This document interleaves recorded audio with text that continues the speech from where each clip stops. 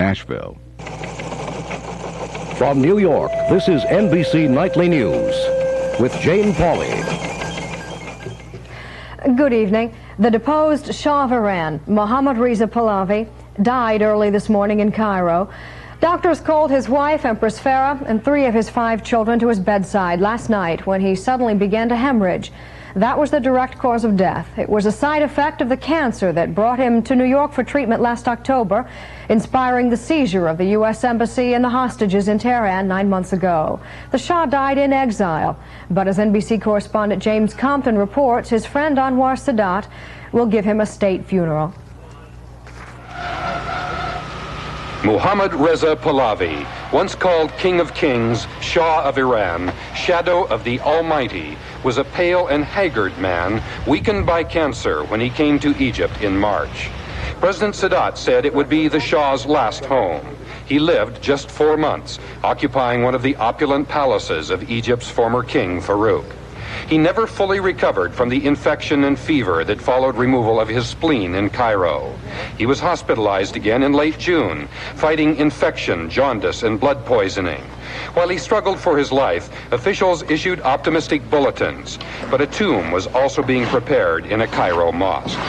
Last night, a massive hemorrhage and soaring fever were the final fatal complications. Anwar Sadat announced the Shah would have a state funeral. And he said, if anything happens to me, I want to be buried in Egypt. Well, we are fulfilling his wish, his will. He asked for a very simple funeral, but we are going to give all due respect to this man who has stood with Egypt in its difficult moments. President Sadat was asked whether other Muslim heads of state would now be invited to the funeral. He said no.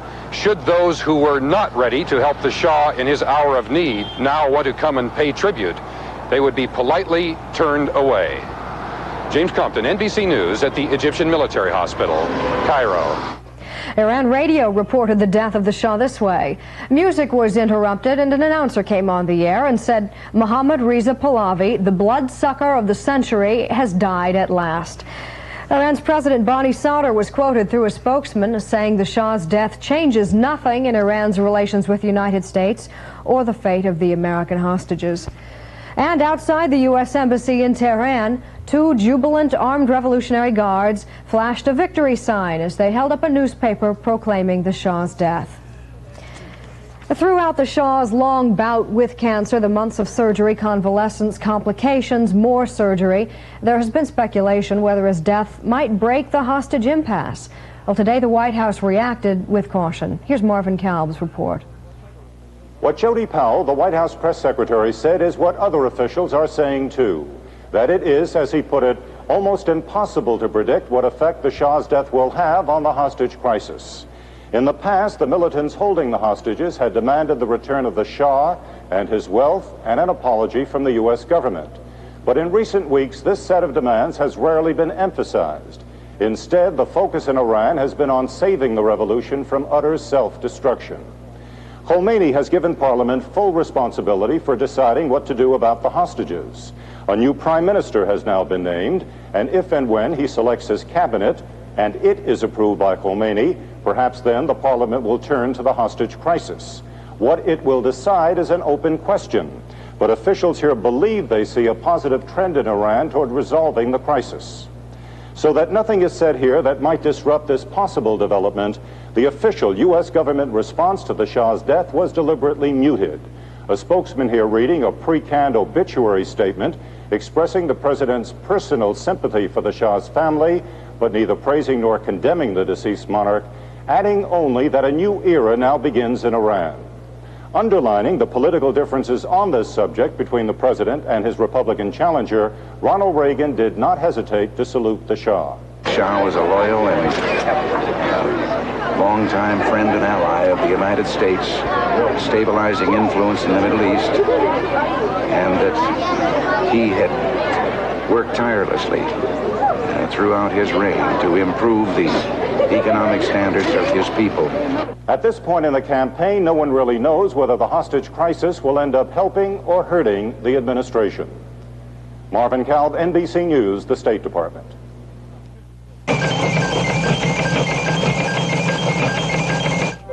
Other than this, nothing in your home uses more energy than this, mainly because of this. To get your water hot enough for this, you need to keep this set much higher than you may need for this or this, unless you have this KitchenAid. Only KitchenAid automatically heats its own water and sanitizes clean in every complete cycle. So if you have this, you can keep this set lower to save and still get clean dishes. But if you don't have this, you can't. KitchenAid.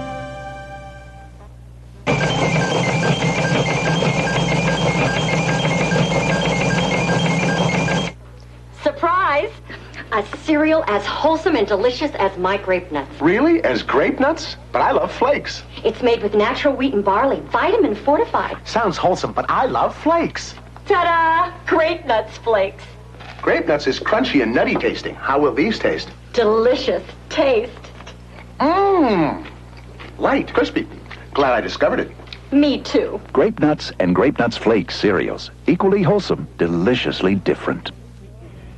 Richard Queen, the American hostage released earlier this month, said he hoped the Shah's death would lead to the release of the 52 Americans still held in Iran. Queen, speaking at his parents' vacation home in Maine, said he hoped the Shah's death was an opening, but he didn't want to raise false hopes. Around the country, relatives of the hostages were cautious but encouraged that the Shah's death may hasten the hostages' return. We spoke with some of those families, beginning with hostage wife Louisa Kennedy. I'm sure that there are going to be more delays, but it seems to me this is one more event leading to an eventual solution to this crisis, and perhaps it will hurry it along. Well, I think that was their original demand, and I'd like to think now that the Shah is dead that the hostages will be home in a matter of a few days, but I don't think it's going to happen. I think the Shah issue has been over with a long time ago. So I really don't think his death will make any difference as far as the release of the hostages are concerned. I think it's a sensitive time, and I hope that our officials will be sensitive to anything that might be a good sign from the Iranian government. They may see it as a chance to start again, to start fresh, and go from there. That's all we can hope for. In Paris, Iran's former Prime Minister Shapur Bakhtiar said the death of the Shah may help the Iranians settle the hostage crisis without losing face. Jim Bitterman reports. Shapur Bakhtiar, the former prime minister put in power by the Shah, was saying tonight that he thought the Shah's death might improve the chances for the American hostages. Anything is possible, Bakhtiar told a French TV interviewer. And he also said he believes that the door may now be open to settle the hostage crisis without Iran's leaders losing face. Bakhtiar, whose government was toppled by Khomeini, has been a critic of both the Islamic Revolution and the Shah. Of the Shah, Bakhtiar said history would judge his reign, but he added that the Shah had, as he put it, the unbelievably good fortune to be succeeded by Ayatollah Khomeini. Whatever the grievances against the Shah, Bakhtiar said, it is the Ayatollah's record that will remain in the public mind. Of his own future, Bakhtiar said nothing has changed by the Shah's death. Since his exile, the former prime minister has vowed to return to Iran and lead the country to a more democratic way of government. Jim Bitterman, NBC News, Paris. Former Secretary of State Henry Kissinger served in an administration friendly to the Shah. In Westchester, New York today, Kissinger had this comment about the Shah's death and its possible effect on the American hostages in Iran. Fundamentally, the hostage question was only vaguely related to the Shah. It was not caused by the Shah, and I think it will end according to the inner dynamics of the Iranian Revolution, and I would not wish to speculate that the danger to the hostages can be increased, and I think the Iranian authorities ought to understand that any further provocation would have serious consequences. In Washington, separate groups of Iranians demonstrated. One group celebrated the death of the Shah, the other mourned him. Emery King has a report. Following a rally in downtown Washington, more than 500 left-wing pro-Khomeini demonstrators marched to DuPont Circle, chanting and calling for the continuation of the Islamic Revolution. Some of them did not believe early reports of the Shah's death, Those who did said his death would have no impact on the American hostages. I believe that they should go to the trial anyway, because this is the order of Imam Khomeini, this is the order of or Imam or leader Khomeini. As this pro-Khomeini demonstration ended, other Iranians opposed to the Ayatollah's regime began a demonstration of their own on the steps of the Capitol. This one was organized by the Iranian activist Ali Tabatabai before he was slain. His brother Mohammed watched as this smaller group called for the release of the hostages. But even the leaders of the demonstration conceded the Shah's death would have no immediate effect. Hostages is a political game, sir. They are political pawns. Khomeini is making use of it. Carter is making use of it. This is my belief. When they left the Capitol to march to Lafayette Square, a confrontation with still another pro-Khomeini group resulted in a minor outburst of rock and bottle throwing. But police kept the situation under control, though there were some minor injuries. Emery King, NBC News, Washington.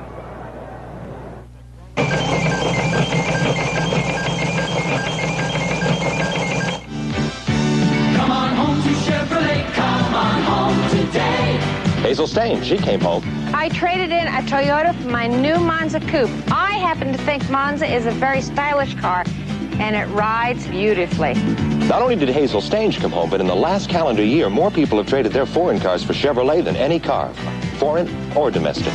Come on home to Chevrolet. Come on home. Your Chevy dealers are having an all-out clearance sale on a great selection of cars and trucks. Warning, high pollen can trigger bronchial asthma attacks. Be prepared with Primatene Mist. Seconds count. Primatene, the fastest type relief known for occasional attacks, restores free breathing in as fast as 15 seconds. Or to keep breathing freely for hours, Primatene tablets. In the lungs, Primatene opens clogged breathing tubes, relaxes bronchial spasms, restores free breathing. Primatene Mist, the fastest type relief known. Primatene tablets contains the asthma relievers doctors prescribe most.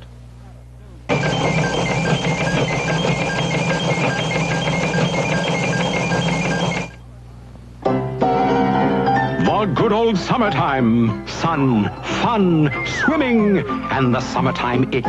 Itching rashes, sunburn itch. 4-second Lidocaine to the rescue. Chafing, insect bites. 4-second Lidocaine to the rescue.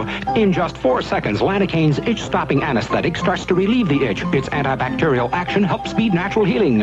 Take the itch out of your summer with 4-second Lidocaine medicated cream. Also Lidocaine medicated spray. The Billy Carter affair seems to grow day by day. Today, the Carter administration took pains to make the Libyan connection seem almost commonplace. Bill Lynch reports from the White House.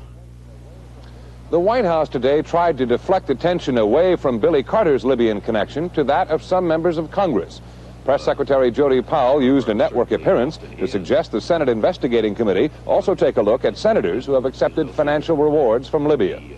There have been reported within the past few weeks that members of Congress who accepted campaign contributions from the Libyans did in fact attempt to influence American policy with regard to the sale of airplanes for Libya, for example. Powell said later he had based that comment on a recent Washington Star story which identified Idaho's two leading Republicans, Senator James McClure and Congressman Stephen Sims, as having close ties to Libya. But today, spokesmen for both men denied that they had taken money from the Libyan government. Tomorrow, Powell plans to disclose the name of the person who apparently first suggested asking Billy Carter's help last November in the Iran hostage crisis. There have been reports that it was either Mrs. Carter or the president himself. Billy Carter and his wife Sybil left home today, headed for Washington, where they will stay during the Senate hearings. Carter told reporters he would like to renegotiate his $220,000 loan from Libya, which he said was made at the highest interest rate. He also vented some frustration at his current situation. I hate to say it, but it's a hell of a thing for anybody to try to make plans with a Justice Department investigation, a Senate investigation, a House of Representatives investigation, and no telling what else investigation hanging over the head. There's no way I can make plans from one day to the next. The only thing I know to do right now is I'm just looking for guys with coat and ties on to come around and hand subpoenas. I don't know. Bill Lynch, NBC News, the White House.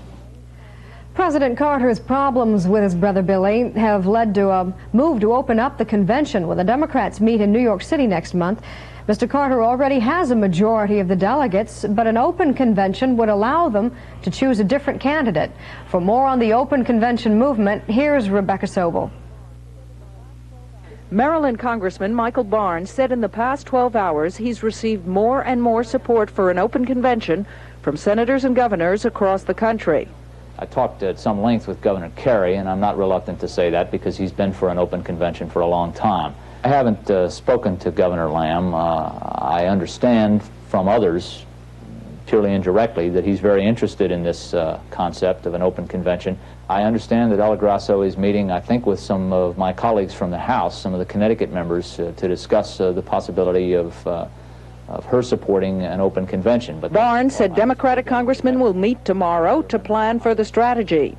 Meanwhile, White House Press Secretary Jody Powell, when asked today if the push for an open convention worried the president, said, "This is a coalition of pro-Kennedy and old Jackson supporters." Powell added, "We never take anything for granted, but I don't think they have a very attractive case. They are people who were once in a position of power and want it back." Carter campaign chairman Bob Strauss and Vice President Mondale have reportedly been calling prominent Democrats to find out how much dissatisfaction there is with President Carter. Meanwhile, another group has formed a committee to draft Senator Henry Jackson for president. Rebecca Sobel, NBC News, at the White House.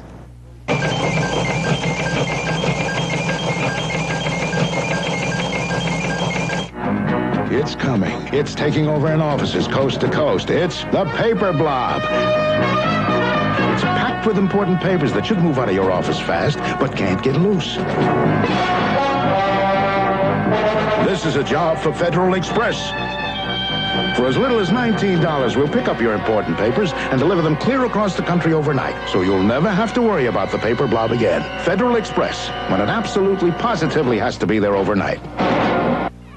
When I've got minor arthritis pain, I need help.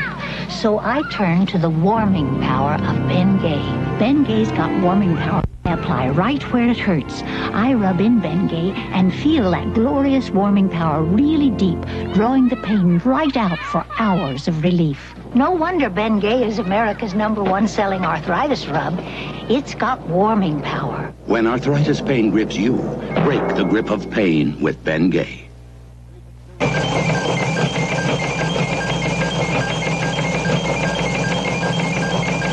A1 steak sauce on your hamburger? My friends, what is hamburger? Chopped ham? No, it's chopped steak. And what's better on steak than A1? A1 makes hamburgers taste like steak burgers. Steak burgers? A1's herbs and spices blend with the meat's natural juices.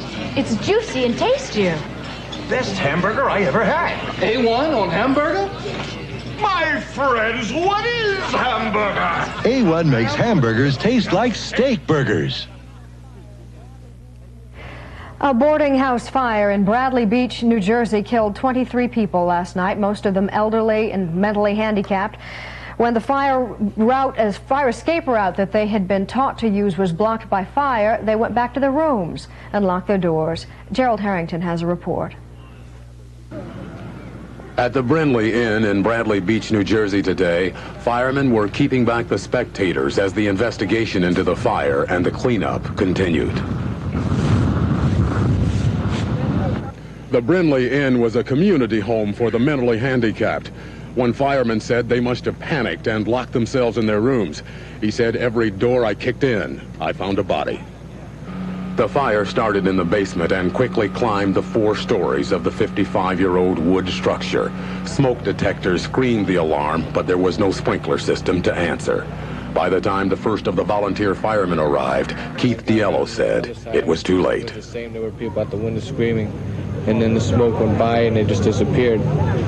And by the time the trucks got here and we got all set up, which was only a few minutes, most of the people had stopped screaming. So, and then we got They stopped screaming. Right. They were dead. Right. At an afternoon press conference, the district attorney said arson was not suspected, but that it had not been ruled out. A fireman was asked what could have been done to prevent so many from dying. Not very much, he said. The people who died were too old or too slow and didn't stand a chance. Gerald Harrington, NBC News, Bradley Beach, New Jersey. In Belgium, an Arab threw 2 hand grenades into a crowd outside a Jewish organization in Antwerp. A French teenager was killed, 17 others injured. The attacker was chased and captured by witnesses. Police said he was believed to be Lebanese. A moderate earthquake sent tremors through at least 8 states today. The quake lasted a few seconds, measured 5.8 on the Richter scale. It was centered between Cincinnati, Ohio, and Lexington, Kentucky. There were no reports of damage or injuries, but a state police officer in Indianapolis said it knocked him out of his chair.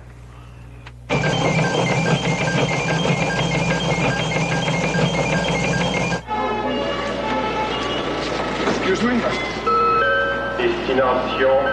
Did you find them? No. Let's look in your bag. I looked in my bag. I don't what's the have problem? them. We lost all our traveler's checks. Oh, on what kind were they? American Express. American Express? They have an office in Lyon. It's your next stop. Oh, great! American Express has over 1,000 travel service offices around the world to help you. Ask for them by name. Copier companies have been introducing small copiers with a very interesting claim. It's just as good as a Xerox. It's just as good as a Xerox. Then one day... this compact copier is very versatile. It even copies on your own letterhead. It's inexpensive, but best of all... I know, it's just as good as a Xerox. It is a Xerox. The Xerox 2600, the compact copier that really is just as good as a Xerox.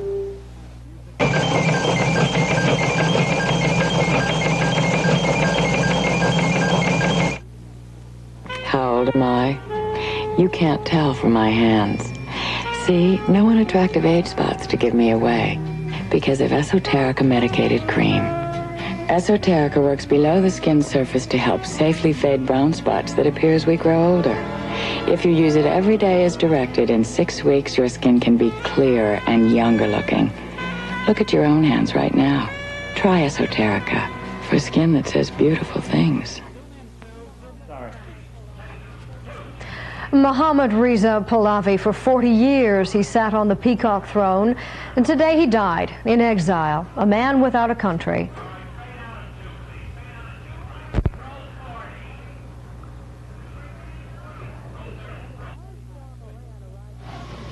When the deposed Shah of Iran arrived in Egypt 4 months ago, he had no place else to go. Titled the King of Kings and the center of the universe, once a man with absolute power, the Shah had been reduced to a frail ghost of his regal past. He held no passport. Nations argued over how not to keep him on their soil. Only 2 countries wanted him: Iran, to put him on trial; Egypt, by invitation at the great personal risk of the Shah's old friend, President Anwar Sadat. If the Shah came to a pitiable end, he had a grandiose beginning. His father, the first Shah, Reza Shah, stepped down under pressure from the British over his pro-Nazi views. The young Shah held a smooth reign until 1953, when he nearly lost his throne. Iran's socialist prime minister, Mohammad Mossadegh, had nationalized the oil industry. Supplies of oil to the West nearly came to a halt. The Shah dismissed Mossadegh, but Mossadegh remained in defiance, forcing the Shah to briefly flee the country. But the Shah's regime was saved when a pro-Shah mutiny erupted, instigated by most accounts by the CIA. Mossadegh was arrested. The Shah returned. By 1967, the Shah's power was such that he staged his own coronation, and the crowning of his 3rd wife gave the Persian monarchy something it had never had before: an empress. After formal U.S. aid to Iran ended, President Richard Nixon gave the Shah carte blanche to buy any American weapons he wanted. The U.S. built the Shah's military machine and regarded it as a bulwark against the spread of Soviet influence in the Middle East. But the Shah had his own ambitions. His plan was to make Iran a major world power. He embarked on a grand design to modernize Iran. In 1973, the Shah prompted Arab nations to join him in raising oil prices. By 1974, with the help of Iran's vast oil reserves, the gross national product was expanding by the astonishing rate of 50% a year. The Shah predicted Iran would be one of the leading nations of the world within a generation. Oil income financed university education in Iran and the United States, but there was a boomerang effect. The educated middle class demanded more freedom from government. There were several attempts on the Shah's life. With the help of American advisors, the Shah bolstered his secret police known as Savak. Savak arrested, jailed, and tortured thousands of Iranians. As many as 10,000 dissidents may have died at the hands of Savak. Years later, after the Shah had fled Iran, an international commission was shocked to see the human residue of Savak's work. But unaware of what was to come, the Shah's modernization continued. Quietly, fearful critics charged that people had been left out. The Shah often maintained that he was a devout Muslim, a deeply religious man with visions, divinely guided. But many of Iran's 33 million conservative Shiite Muslims saw him differently. They claimed that progress had been too swift, that the Shah had moved against their Islamic traditions. They rallied behind their religious leader, the Ayatollah Khomeini, in exile in France.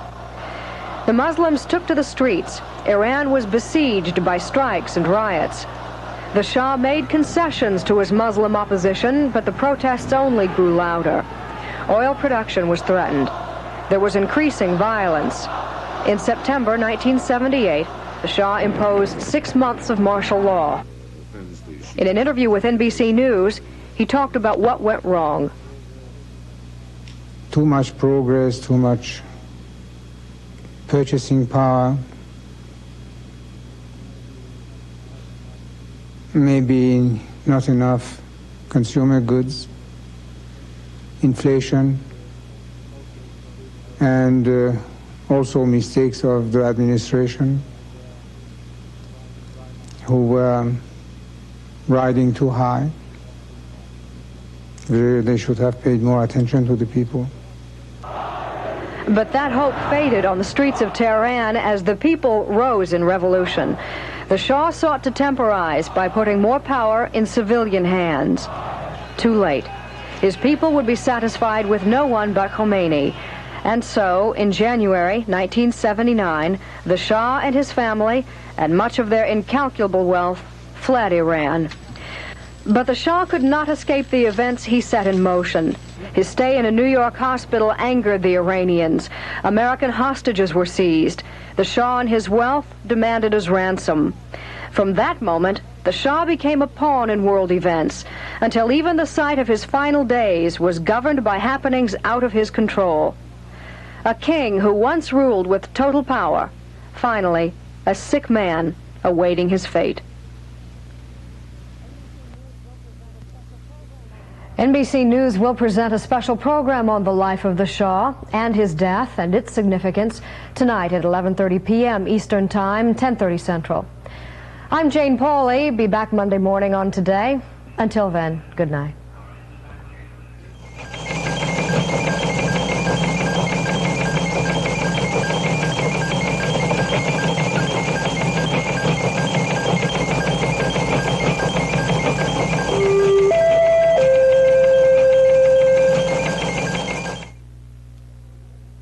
The Chips are after thieves who've stolen a Rolls and 2 young boys. Grand theft auto, kidnapping, assault. You guys are in heavy trouble. Then it's Airport 77. Flight 23 Sierra's about to disappear into the Bermuda Triangle. Starring Jack Lemmon, Lee Grant, and an all-star cast. And don't miss Disney right before Chips, Sunday.